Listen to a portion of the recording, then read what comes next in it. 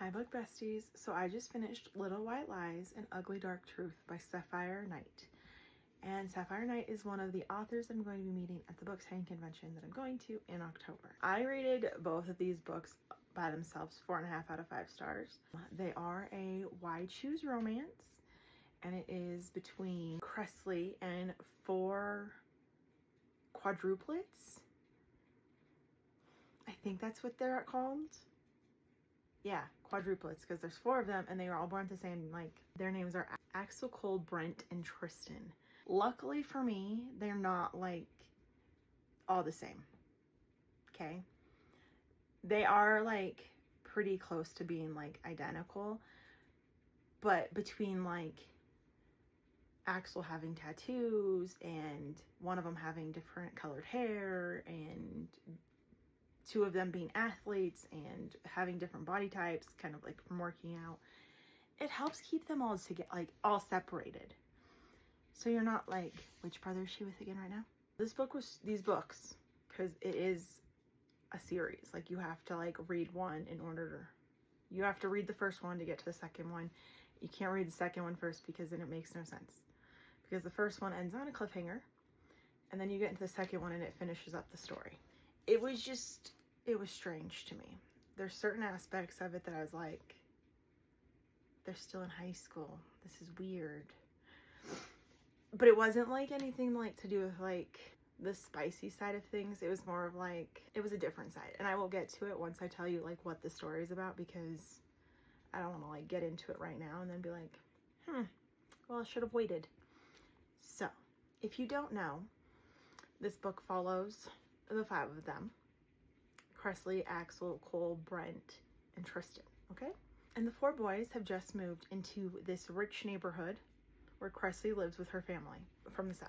And they pretty much live like really close, like right across the street from Cressley and her family. In the book, you can kind of like, they like kind of become obsessed with her, and they end up like always being around her, even at school, and just something like that.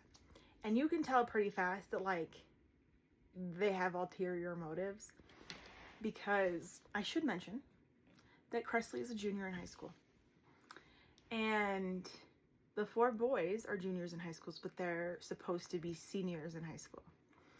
And that's because Axel got held back because he just stopped showing up to like school.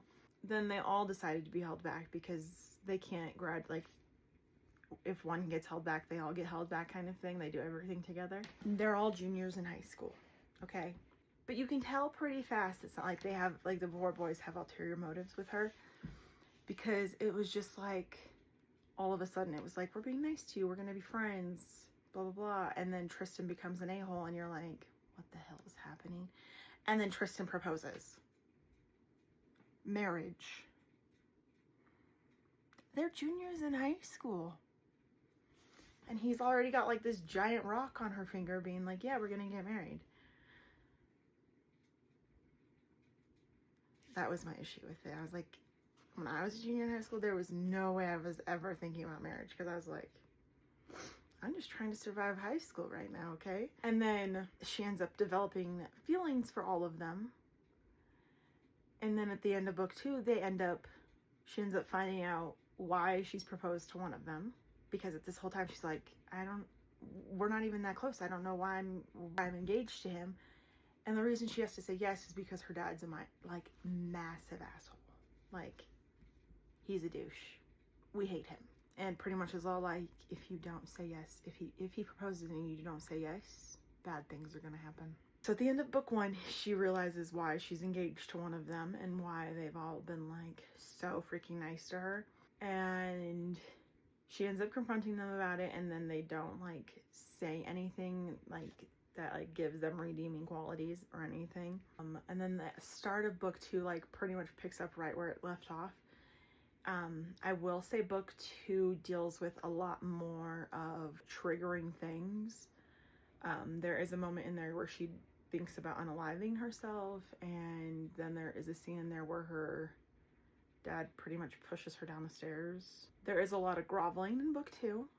because they realize that they can't live without her kind of thing. And I'm like, you should have realized that before you decided to do what you did, but whatever.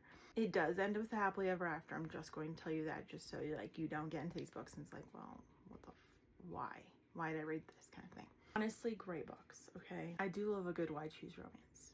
And for all intents and purposes, this wide shoes romance, there is no like sword crossing at all because that would be freaking weird. They are brothers. There's none of that, but it is a wide shoes and she does end up with all of them. It's a really good book. I would honestly, if you haven't read them, go read them. If you haven't read Little White Lies and Ugly Dark Truth by Sapphire Knight, go check them out. Thank you for watching this video. I hope you guys enjoyed, and I will see you in the next one.